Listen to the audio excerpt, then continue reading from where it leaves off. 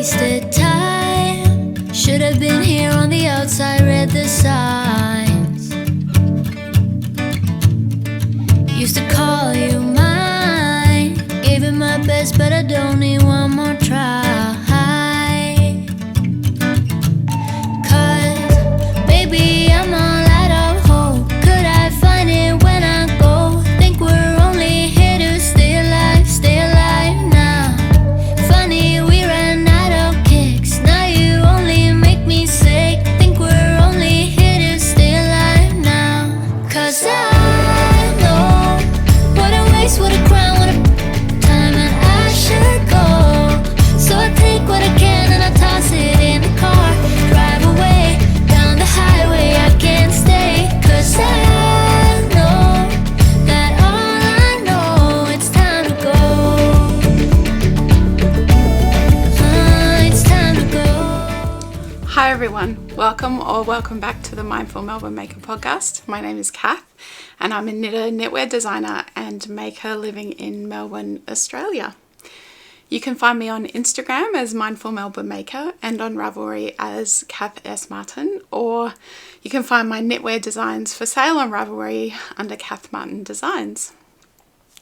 Welcome to my second video in what is hopefully going to be a four video series of the Westknits Mystery Knit Along for 2025. So this is the Clue 2 video. So if you haven't watched the Clue 1 video, go and check it out.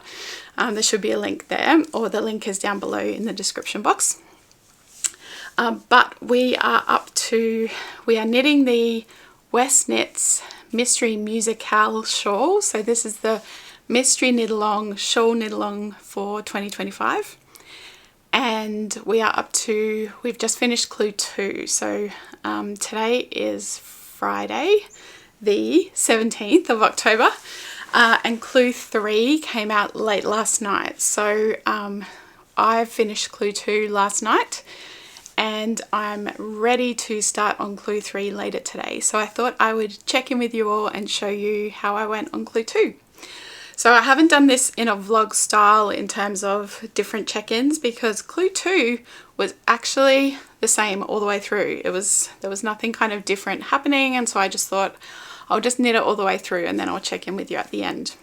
But before we get to the MKAL shawl for this year, what I thought is I would check in with you and show you a very recently finished object which I haven't shown on my main podcast episodes yet because I only finished it a couple of weeks ago, but it's very relevant to the MKAL because it's actually a Westknits Mystery Knit Along shawl from quite a few years ago that I finished in the last couple of weeks. So this is the Marled Magic Shawl by Stephen West, and I have finished it and it is amazing. So it is huge. So here it is here. Let me show it to you first. It is spectacular. So many amazing bright colors. And I love this shawl so much. So let's put it on and then we'll talk about it. So this was the Mystery Knit Along that Stephen West put out in 2017, so ages ago, and certainly before I sort of restarted knitting again in earnest. Obviously I could knit then, but I wasn't really doing much knitting.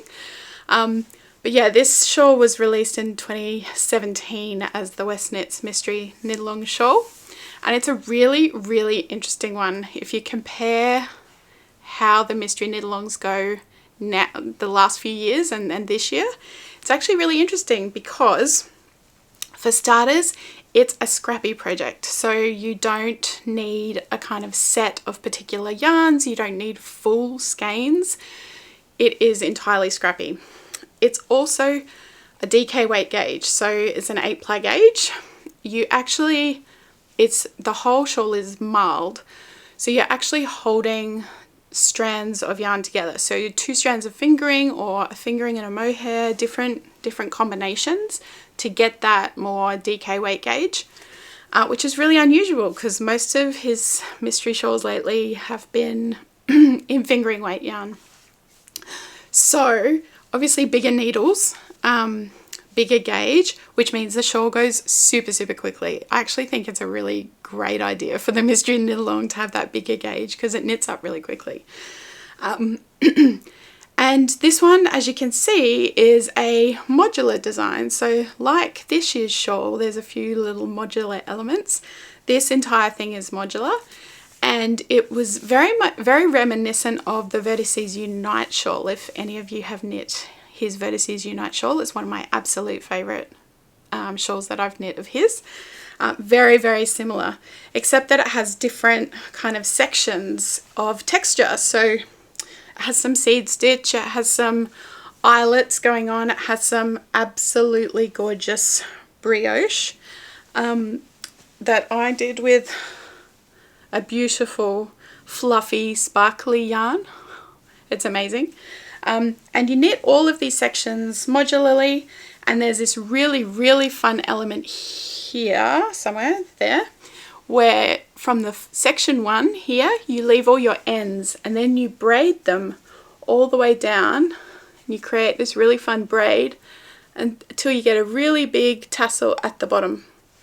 And that is the Marled Magic shawl. So heaps of fun. I started knitting this actually last year on the 10th of November. I think after I finished last year's MKAL. I wanted to cast on one of his previous MKALs because I want to make my way through them and eventually knit them all. So I cast this on last year on the 10th of November, and it kind of sat around not really getting priority, but I made little bits of progress. And then once I kind of put my mind to it, it knit up very quickly, and I finished it on the 23rd of September, just in time for this year's MKAL. So a very fun finished object. I couldn't possibly tell you all the yarn I used. I used lots of minis, lots of scraps, all bright colours, some really fun fluff and some sparkly yarn, but it's just given this really, really beautiful palette and lots of fun fades.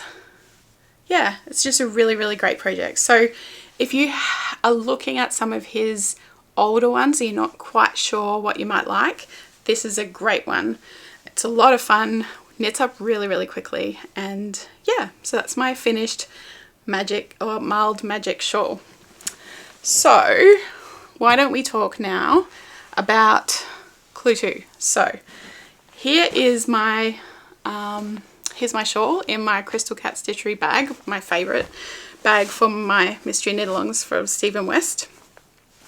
So just as a reminder, my yarn is I bought it from Susan at Ash and Eve Designs, and I've got 4 colours to go with my Wicked theme. So here's my yarns. They're all on the Posh Sock base, which is a 75-25 base. And if you go back and look at the first video, I talk you through all of the colours, and the colours will actually be below this video as well. But they're my colours that match my Wicked theme. So I'll pop the mood board just as a reminder. My theme is based on the Wicked movie and musicals, because I love that movie, and the second one's coming out soon, and I thought basing the colours on that will remind me of the movie when I'm wearing the shawl, but also as I'm knitting it. Sometimes it helps to distract you from the mystery element, not knowing what's coming. If you can focus on the enjoyment of the theme and the colours, I think that helps as well. So they're my colours, and here is my finished Clue 2. So it's all on barbercord, so try it on tubing or whatever it's called. So there's no needle attached at the moment. I took the needle out ready to start Clue 3 tonight. But here is my finished Clue 2. So you'll remember Clue 1 were all these fun scallops. So there's 6 scallops there.